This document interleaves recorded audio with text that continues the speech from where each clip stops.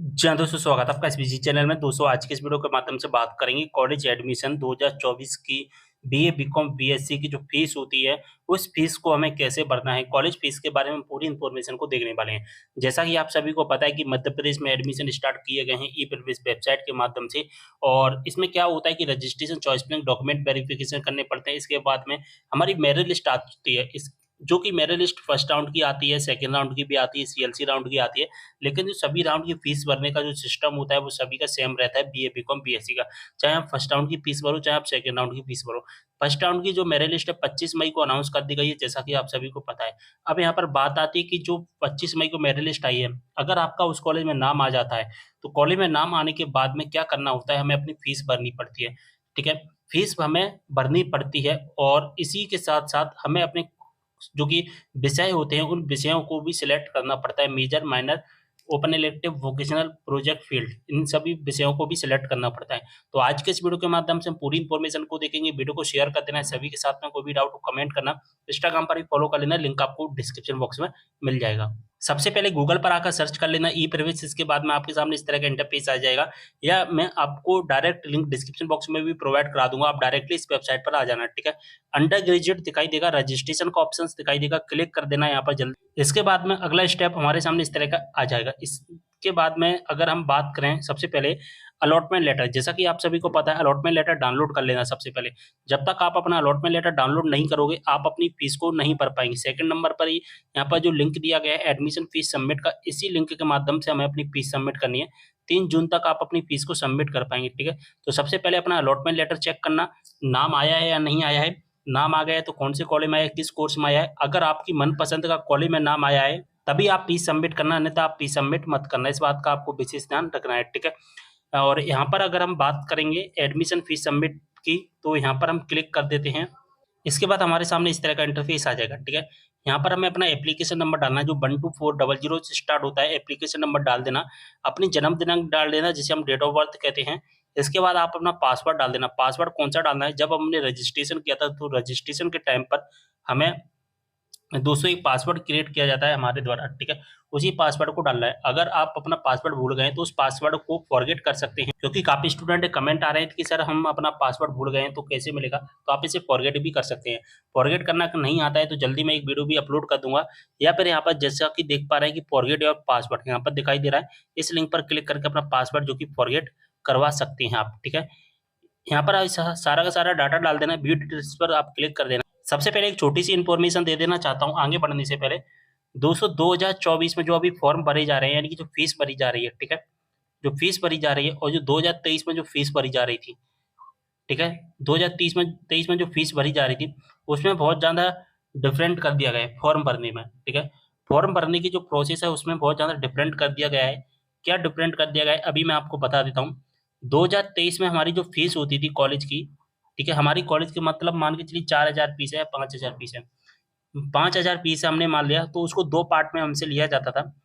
पहला पार्ट यानी कि फर्स्ट इंस्टॉलमेंट, जो कि हमें एडमिशन के टाइम पर ही देनी होती थी, जिसमें हमें ₹1000 प्लस ₹10 एनरोलमेंट चार्ज देना होता था, ठीक है? और बाकी की जो फीस रह जाती है शेष, जैसा कि ₹5000 थी, इसमें से 1000 हमने अभी जमा कर दी।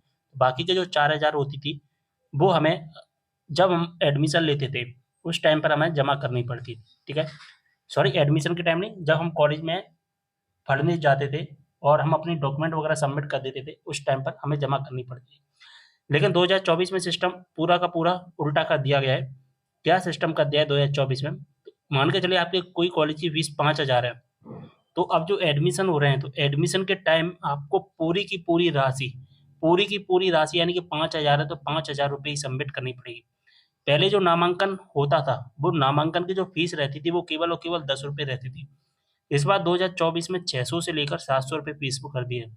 डिपेंड करता है आप किस यूनिवर्सिटी में एडमिशन ले रहे हैं। फीस ऊपर-नीचे हो सकती है नामांकन की, ठीक है? किसी की 600 हो सकती है, किसी की 500 हो सकती है, किसी की 700 हो सकती है। नामांकन की फीस सभी की अलग-अलग रहेगी। होता क्या था कि 2023 में पूरी राशि जमा नहीं की जाती थी। 2 पार्ट में डिवाइड की करके दी जाती थी, लेकिन इस बार पूरी की पूरी राशि और एनरोलमेंट चार्ज भी आपसे एक्स्ट्रा ज़्यादा लिया जा रहा है। तो ये जो चीज़ थी, इम्पोर्टेंट चीज़, जो कि आपको बताना ज़रूरी था, इसलिए मैंने आपको वीडियो स्टार्ट करने से पहले ही बता दिया है। आगे बढ़ेंगे, सबमिट करेंगे, इसके बाद इस तरह का इंटरफेस आ जाएगा, यानी कि हमारी डिटेल्स ओपन होकर आ जाएगी। यहाँ पर हमारी कैंडिडेट डिटेल दिखाई देगी सबसे पहले। तो इसमें हमें कुछ ज़्यादा देखने की ज़रूरत नहीं है, कुछ चीज़ें जो कि मैंने ब्लर की हुई हैं, जो कि सिक्योरिटी की वजह से, ठीक है। स्क्रॉल डाउन करके नीचे आएँगे, यहाँ पर एक चीज़ है जो हमें देखनी पड़ेगी, अलॉटमेंट डिटेल हमें दिखाई देता है, ठीक है। हमें किस कॉलेज में अलॉटमेंट मिला है, किस कोर्स के लिए मिला है, किस कैटेगरी से मिला है, वो सारी चीज़ हमें दिखाई दी जाएँगी। और जो सबसे नीचे इम्पोर्टेंट चीज़ हमें जो दिखाई देगी, वो दिखाई देगी अपग्रेडेशन, ठीक है।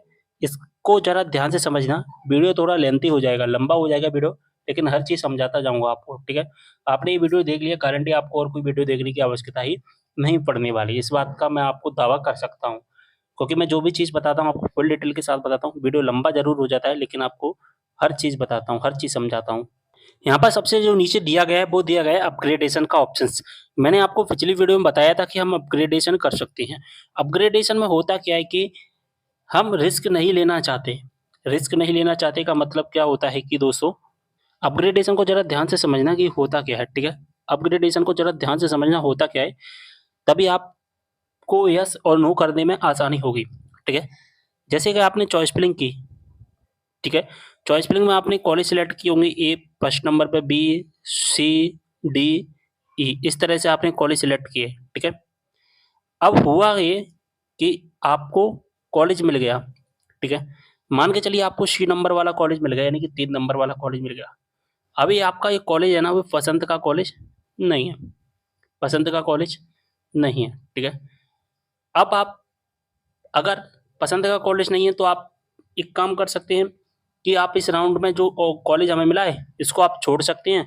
सेकंड राउंड में जाना, सेकंड राउंड में चॉइस फिलिंग करना, आपको नया कॉलेज अलॉट हो जाएगा।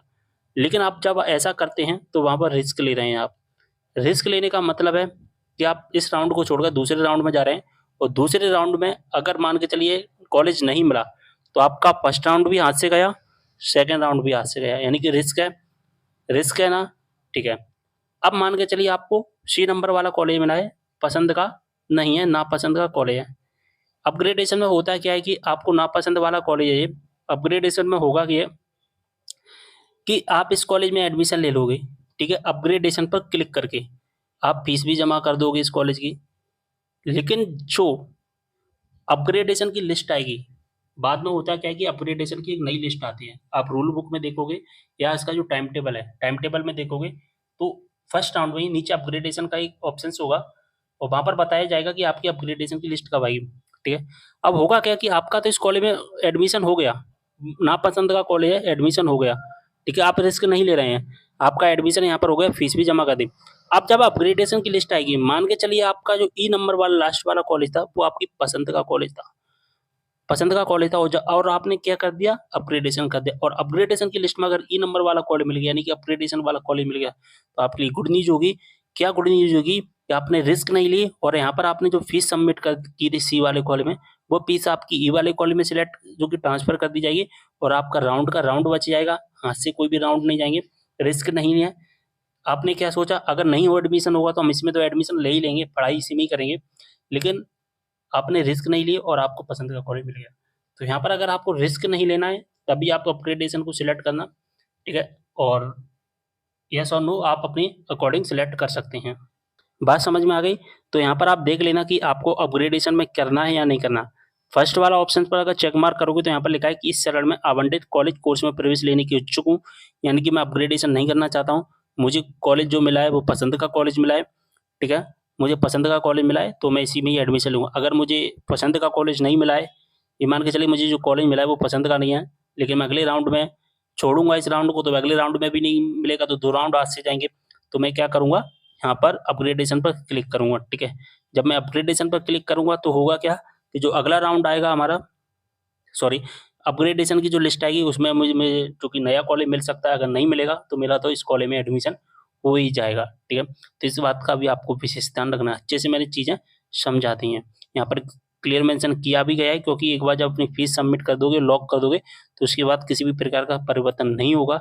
तो जो भी चीज़ सिलेक्ट करना, ध्यान से करना, हर चीज़ को समझ कर करना। 3 जून लास्ट डेट है, आराम से करना, सब कुछ समझना। अगर एक बार गलती हो गई, तो फिर आपको परेशानी का सामना करना पड़ेगा। सेलेक्ट करने के बाद हमारे सामने इस तरह का इंटरफेस आएगा, वही चीज़ें हमें दिखाई देंगी। हमने अपग्रेडेशन को सिलेक्ट नहीं किया है, यानी कि हमें जो कॉलेज अलॉट हुआ है, हमें इसी कॉलेज में एडमिशन लेना है। अब यहाँ पर हमें क्या करना है, दूसरी जो चीज़ हमें दिखाई देती है, वो दूसरी चीज़ जो हमें दिखाई देगी, वो दिखाई देगी कॉलेज चॉइस फिलिंग करने की। किस चीज़ की चॉइस फिलिंग? या तो आप सब्जेक्ट सिलेक्ट कर ली कि कह सकते हैं कि हमें अपने विषय सिलेक्ट करने। अब जो major, minor, open elective, vocational और प्रोजेक्ट इंटर्नशिप, इसमें हमें सब्जेक्ट यानी कि हमारे जो विषय हैं वो सिलेक्ट करने हैं। जैसे कि आपका बीसी है, तो बीसी के अंतर्गत कोई ग्रुप नहीं होता है, ठीक है। बीसी है और बीसीए में क्या होता है कि ग्रुप नहीं होता है। जैसे कि हमने बीएससी लिया, ठीक है, तो बीएससी में होगा क्या, ग्रुप होते हैं। पीसीएम ग्रुप होता है, फिजिक्स केमिस्ट्री मैथ। पीसीबी होता है, फिजिक्स केमिस्ट्री बायोलॉजी। तो इस तरह से ग्रुप होते हैं। अगर हम बीए लेंगे तो बीए में ग्रुप होते हैं कि आपको हिंदी से करनी है, इंग्लिश से करनी है, पॉलिटिकल साइंस से करनी है, तो वहाँ पर ग्रुप होते हैं। तो यहाँ पर ग्रुप का ऑप्शंस नहीं है बीसीए में, ठीक है। तो इसलिए यहाँ पर ग्रुप सेलेक्ट करने का ऑप्शंस नहीं आ रहा है। आप डायरेक्ट मेजर सेलेक्ट करना, मेजर में एक विषय दिखाई देगा, माइनर में भी दिखाई देगा, ओपन इलेक्टिव में, ये सभी विषय आप डायरेक्ट सिलेक्ट करना, ठीक है। चलिए मैं आपको बता देता हूँ। लेकिन अगर आप बीएससी लेते हैं तो बीएससी में क्या होता है, हमारा ग्रुप होता है। आपको मैंने क्या बताया था कि हमारा ग्रुप होता है बीएससी में। तो बीएससी में जो भी हमारा ग्रुप होता है वो ग्रुप सिलेक्ट करना पड़ता है हमें, ठीक है। इसके बाद में हमें बी मेजर में सिलेक्ट करना है, माइनर सिलेक्ट करना है, open elective, vocational, field project, ये सारी चीज़ें सिलेक्ट करनी है। अब मेजर, माइनर, ओपन इलेक्टिव होता क्या है, मैं समझा देता हूँ। देखिए, मेजर में आप जो विषय रखोगे वो आपका मेन विषय रहेगा, माइनर में जो विषय रखोगे वो आपका मेन विषय नहीं रहता है। मान के चलिए आपने यहाँ पर ही ले लेते हैं हम, बॉटनी, केमिस्ट्री, जूलॉजी, इन 3 विषयों से किया, और एक जो हिंदी होता है, इंग्लिश होता है, वो फाउंडेशन में चला जाता है, इसलिए यहाँ पे हमें ज़्यादा दिमाग लगाने की ज़रूरत नहीं। जो हमारे 3 मेन सब्जेक्ट होते हैं उन्हीं में हमें दिमाग लगाना है, ठीक है। यहाँ पर मैं आपको बीएससी का दिखा रहा हूँ सबसे पहले, फिर मैं आपको बीए का भी दिखाऊँगा, क्योंकि मैं हर कोर्स का समझाऊँगा। क्योंकि हमारे पास में बीएससी के स्टूडेंट हैं, बीकॉम के भी हैं और बीएससी के भी हैं, बीसीए के भी, सभी प्रकार के स्टूडेंट हैं। तो हमने क्या किया, मान के चलिए कि जो मेजर होता है हमारा, मेजर होता है, माइनर होता है। अभी तक क्या होता था कि हमें अपनी विषय सेलेक्ट करने का ऑप्शंस नहीं होता था, ये मेजर, माइनर, ये सभी चीज़ें नहीं होती थी। अब जो नई एनईपी आया है, नेशनल एजुकेशन पॉलिसी आया है, तो इसमें क्या होता है कि हमारे जो 2 विषय होते हैं, हमने बॉटनी लिया, ठीक है, केमिस्ट्री लिया और जूलॉजी लिया। इन 3 विषयों में से हमें 2 विषय तो हमें अपने लेने ही पड़ेंगे। अपने लेने का मतलब है कि हमें इस ग्रुप से लेने ही पड़ेंगे। या तो हम बॉटनी, केमिस्ट्री, जूलॉजी में से 3 विषय में से 2 विषय हम अपने ग्रुप से लेने हैं, और जो बाकी का एक विषय होता है, मान के चलिए ओपन इलेक्टिव वाला, जिस विषय में आप ओपन इलेक्टिव वाला एक ऐसा विषय होता है, आप इसे अदर ग्रुप से भी ले सकते हैं। जैसे कि यहाँ पर आपने बॉटनी ले लिया, यहाँ पर आपने केमिस्ट्री ले लिया। अब जूलॉजी है, अब जूलॉजी अच्छा नहीं लगता है मुझे, तो आप यहाँ पर क्या कर सकते हैं, आप यहाँ पर फिजिक्स ले सकते हैं, यहाँ पर आप केमिस्ट्री ले सकते हैं। यानी कि जो भी विषय यहाँ पर आपको दिखाई दे रहा हो वो ले सकते हैं। यानी कि ओपन इलेक्टिव के अंतर्गत आप उस विषय को सिलेक्ट कर सकते हैं जो आपके ग्रुप का नहीं है। लेकिन मेजर में और माइनर में उन विषयों को सिलेक्ट करना पड़ेगा जो आपके ग्रुप के अंतर्गत आता है। लेकिन इलेक्टिव सब्जेक्ट में आप ऐसे विषय को ले सकते हैं जो आपके ग्रुप का नहीं है। जैसे कि आपने पीसीएम लिया, ठीक है, फिजिक्स, केमिस्ट्री, मैथ।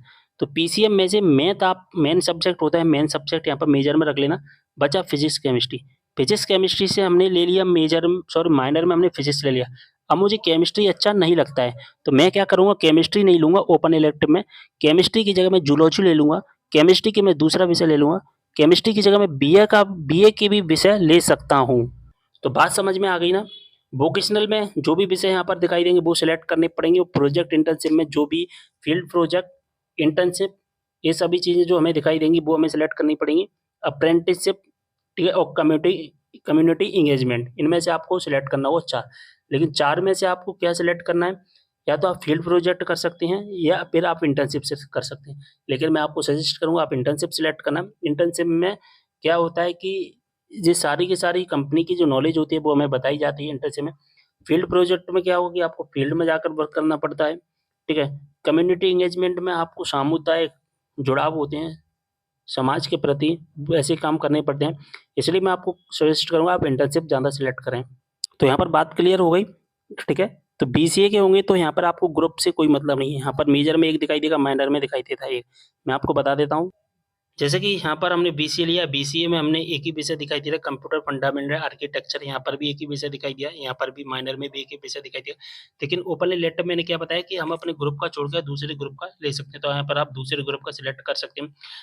वोकेशनल में आप उन विषयों को लेंगे जो कि आपकी पढ़ाई के प्रति नहीं होगा, लेकिन आपके लिए जानना ज़रूरी होगा, जिसमें आपका अच्छे से आप उन चीज़ों को सीख सकते हैं। जैसे वेब डिज़ाइनिंग, कोई कंप्यूटर के प्रति रुझान रखता है, तो आप वेब डिज़ाइनिंग सेलेक्ट करना, ठीक है? कोई हैंडीक्राफ्ट में रुचि रखता है, वो हैंडीक्राफ्ट सेलेक्ट करेगा। कोई वर्मी कंपोस्टिंग में करता है, तो जो भी कोई मेडिकल प्लांट्स में करता है, तो जो भी आपकी रुचि है, जो भी आप करना चाहते हैं, ठीक है? वो आप कर सकते हैं। ये चीज़ें ना दोस्तों एनईपी में ऐड की गई हैं, नेशनल एजुकेशन पॉलिसी के अंतर्गत है ना, ये चीज़ें ऐड की गई हैं, ठीक है? पहले नहीं होता था, 2020 जो आई है नेशनल एजुकेशन पॉलिसी, तब से ये चीज़ें ऐड कर दी गई। तो इसमें से आप कोई भी सिलेक्ट कर लेना, ठीक है? लेकिन सिलेक्ट करने से पहले सोच लेना, आपको इसका विषय का पेपर भी देना पड़ेगा, आपको पढ़ाई भी करनी पड़ेगी। तो ऐसा उल्टा-सीधा मत सिलेक्ट कर लेना, जिसके प्रति आपका रुझान ना हो। इसके बाद हमें प्रोजेक्ट इंटर्नशिप में से हमें field project internship, apprenticeship, community engagement, जो कि आपको मैंने बताया कि आप इंटर्नशिप सिलेक्ट करना आपके लिए ज़्यादा बेटर रहेगा। और अगर आपको ये चीज़ समझ में नहीं आती कि प्रोजेक्ट इंटर्नशिप क्या होता है, तो यहाँ पर लिखा है कि फील्ड प्रोजेक्ट, तो आप अच्छे से जानते हैं कि हमें फील्ड में रहकर काम करना पड़ता है। इंटर्नशिप का आशय किसी क्षेत्र या करियर से संबंधित वास्तविक तथा व्यावसायिक कार्य के अनुभव से है। मैंने आपको क्या बताया था कि किसी कंपनी का किसी कंपनी की इंटर्नशिप आई है, उसके बारे में आपको जानकारी दी जाएगी, ठीक है? किसी संस्था से जुड़कर हम उस जानकारी को प्राप्त करेंगे, ठीक है? ये यहाँ पर आप जानकारी ले सकते हैं और आप अप्रेंटिसशिप भी सिलेक्ट कर सकते हैं। लेकिन मैं आपको सजेस्ट करूँगा इंटर्नशिप या फील्ड प्रोजेक्ट में से एक ही सिलेक्ट करना, जो आपके लिए ज़्यादा बेटर रहेगा। और फिर यहाँ पर आपके ऊपर डिपेंड करता है। चलिए दोस्तों, अब हम बीए के विषय को भी सिलेक्ट करके देख लेते हैं, फिर हम आगे बढ़ेंगे, ठीक है? क्योंकि हमारे पास बीए के भी स्टूडेंट हैं, तो उनको भी थोड़ी-सी इन्फॉर्मेशन देना ज़रूरी है। और दोस्तों, जो बीकॉम वाले स्टूडेंट हैं, उनका भी कोई ग्रुप नहीं होता है। जिस तरह से बीसीए के हमने विषय सेलेक्ट किए, उसी तरह से बीकॉम के भी विषय सेलेक्ट होते हैं। जैसे कि हमने यहाँ पर बीए सेलेक्ट कर लिया, ठीक है? तो बीए में होगा क्या कि सबसे पहले हमें बीए का ग्रुप सेलेक्ट करना होगा कि हम किस ग्रुप में लेना चाहते हैं। ग्रुप आपको पता है कि बीए में काफ़ी ज़्यादा होते हैं, जैसा कि आप यहाँ पर विषय भी देख पा रहे हैं कि कितने सारे ग्रुप्स हैं। तो उन ग्रुप में से आपको एक सिलेक्ट करना पड़ेगा। सिलेक्ट करने के बाद में फिर उस ग्रुप को आपको मेजर, माइनर, ओपन इलेक्टिव में डिवाइड करना पड़ेगा। ठीक है? यहाँ तक बात समझ में आ गई? मेजर, माइनर, ओपन इलेक्टिव आप सेलेक्ट कर ही लोगे, जो कि मैंने बता दिया कि मेजर और माइनर में हमें अपने ग्रुप के ही 2 विषय सेलेक्ट करने पड़ते हैं, लेकिन माइनर में आप चाहें तो आप अपने ग्रुप का भी ले सकते हैं और अदर ग्रुप का भी ले सकते हैं माइनर में। ठीक है? आगे बढ़ते हैं। अब आगे जो डिटेल हमें देनी है अदर्स डिटेल्स में, हमें वैक्सीनेशन डिटेल देनी है, तो यहाँ पर आपकी दोनों डोज़ लग गई होंगी, तो दोनों डोज़ पर आप क्लिक कर देना। इसके बाद आप किसी योजना को लेना चाहते हैं, तो उस योजना का नाम सेलेक्ट करना, ठीक है? जैसे कि यहाँ पर अगर आप कोई नहीं सेलेक्ट करोगे, यानी कि अगर आप यहाँ पर नन सेलेक्ट करोगे, तो यहाँ पर जो आपकी एक्चुअल फ़ीस दिखाई दे रही है, वो पूरी की पूरी फ़ीस सबमिट करनी पड़ती है। अगर आप एमएमवीवाई योजना का लाभ लेना चाहते हैं, एमएमवीवाई योजना का लाभ 12th क्लास में अगर आपकी एमपी बोर्ड से किया है और आपकी 70% से ऊपर है, तो आपको लाभ मिलेगा। सीबीएसई बोर्ड से अगर आपकी 85% से ऊपर है, तो आपको लाभ मिलेगा। इसमें होता क्या है कि हमारी जो फ़ीस होती है, उसमें हमें कंसेशन मिल जाता है। अगर आपके पास में संबल योजना है और संबल योजना का कार्ड है, जैसे कि आपके पिताजी का, आपके पापा का संबल कार्ड योजना होगा, अगर आपके पास कार्ड है, मज़दूरी कार्ड जिसे हम कहते हैं संबल योजना का, तो आप इसके तहत भी एडमिशन ले सकते हैं। आपकी यहाँ पर भी फ़ीस में कंसेशन आपको मिल जाएगा। जब आप नन सेलेक्ट करोगे, कोई नहीं सेलेक्ट करोगे, तो आपको जो एक्चुअल फ़ीस होती है, वो पूरी की पूरी फ़ीस ही सबमिट करनी पड़ेगी। 17,356 और ₹790 यहाँ पर हमारा एनरोलमेंट चार्ज। अभी मैंने क्या बताया था कि हमारी जो फ़ीस है इस बार 2024 में, एक मुश्त राशि ली जा रही है, यानी कि टोटल फ़ीस ली जा रही है। पहले क्या होता था कि ₹1000 ली जाती थी और ₹10 एनरोलमेंट चार्ज लिया जाता था, लेकिन इस बार हमसे पूरी फ़ीस एक ही बार में ली जा रही है। 2024 में रूल्स चेंज कर दिए गए हैं। अगर आप मुख्यमंत्री मेधावी विद्यार्थी योजना को सिलेक्ट करोगे, तो यहाँ पर मैंने आपको बताया कि आपको फ़ीस में कंसेशन मिल जाता है और आपकी जो फ़ीस होती है, यानी कि पूरी की पूरी माफ़ कर दी जाती है और आपकी पढ़ाई बिल्कुल फ्री होती है। जैसा कि देख पा रहे हैं, अभी हमारी फ़ीस कितनी थी, 17,500 356 और 790। लेकिन अब हमें फ़ीस जमा कितनी करनी है, प्रवेश शुल्क राशि ₹10 सबमिट करनी है और ₹800 हमें सॉरी, ₹790 नामांकन चार्ज। नामांकन चार्ज में किसी भी प्रकार की फ़ीस माफ़ नहीं होती है, लेकिन जो कॉलेज की फ़ीस होती है, तो कॉलेज की फ़ीस टोटल हमारी माफ़ कर दी जाती है। ₹10 फ़ीस कर दी गई, जो ₹17,356 थी, अब तो उसकी जगह केवल ₹10 देना है। ₹790 हमें नामांकन शुल्क देना है, टोटल ₹800 का हमें पेमेंट करना पड़ेगा अब, ठीक है? लेकिन यहाँ पर अगर आप किसी योजना का लाभ नहीं लोगे, तो पूरा पेमेंट करना है। अब दोस्तों एक काम करना, आप क्या काम करना कि आप किस कॉलेज में एडमिशन ले रहे हैं, किस कोर्स में एडमिशन ले रहे हैं, उसका नाम आप मुझे कमेंट करके बता देना। जिससे होगा क्या कि मुझे और अदर ऐसे स्टूडेंट हैं जो इस कॉलेज में एडमिशन ले रहे हैं, तो उनको क्या है पता चल जाएगा कि इस कॉलेज की फ़ीस कितनी है। बात समझ में आ गई? तो कमेंट के ज़रूर बता देना कि आपकी कॉलेज की फ़ीस कितनी दिखाई दे रही है और नामांकन चार्ज भी कितना दिखाई दे रहा है, ठीक है? इसके बाद में क्या करना है कि क्या आप लाडली लक्ष्मी योजना का लाभ प्राप्त करने के लिए लाभ प्राप्त करना चाहते हैं? तो लाडली लक्ष्मी योजना को गर्ल्स को ही ऑप्शंस दिखाई देगा, बॉयज़ को ऑप्शंस नहीं दिखाई देगा। तो इसमें से हमें क्या करना होगा, येस और नो पे से सिलेक्ट करना है, तो हम यहाँ पर नो सिलेक्ट कर लेंगे। इसके बाद में क्या करना है, यहाँ पर चेक मार्क कर देना है और अपनी फीस है जो कि सबमिट कर देना है। बात समझ में आ गई? लेकिन इस बात का विशेष ध्यान रखना, अगर आप किसी योजना का लाभ लोगे तो फिर आपको स्कॉलरशिप नहीं मिलेगी। इस बात का भी आपको विशेष ध्यान रखना है कि आपको किसी भी प्रकार की स्कॉलरशिप नहीं मिलेगी। इसके बाद में हमें क्या करना है, प्रोसीड टू पे एडमिशन फी पर क्लिक करना है, पेमेंट हो जाएगा। इसके बाद में कोई भी चीज़ें नहीं है, आराम से आप अपना पेमेंट कर देना, फीस स्लिप निकाल कर रख लेना, ठीक है? जिससे हमें भविष्य में कोई भी परेशानी नहीं होगी, ठीक है? और अगर आपको ये वीडियो अच्छा लगता है कमेंट करके ज़रूर बताना और फीस आपको पूरी जमा करनी पड़ेगी। इसका जो नोटिफ़िकेशन है उस नोटिफ़िकेशन में भी क्लियर मेंशन किया गया है, जो फीस होती है हमें पूरी जमा करनी है। दोस्तों जब आप इसकी रूल बुक में आते हैं और 5.8 नंबर का पैरा देखते हैं, तो 5.8 नंबर के पैरा के द नंबर के सेक्शन में दिखाई देगा, आपको क्लियर मेंशन किया गया है कि जो टोटल फीस होती है वो आपको एकमुश्त राशि जमा करनी है। एकमुश्त राशि यानी कि आपकी जो टोटल फीस है वो कॉलेज की टोटल फीस सबमिट करनी है, जो कि अभी मैंने आपको बता ही दिया है, ठीक है? तो ये नोटिफ़िकेशन दिखाने का मकसद भी ये था, जिससे आपको क्लियर हो जाएगा कि हमें पेमेंट 2024 में पूरा का पूरा एक बार में ही करना है। सारी जानकारी समझ में आ गई होगी, फीस कैसे भरना है, पूरी जानकारी को अच्छे से समझा दिया। वीडियो थोड़ा-सा लंबा हुआ लेकिन हर चीज़ मैंने आपको समझा दी है। वीडियो को शेयर कर देना है, मिलते हैं अगले वीडियो में एक और जानकारी के साथ, तब तक के लिए बाय।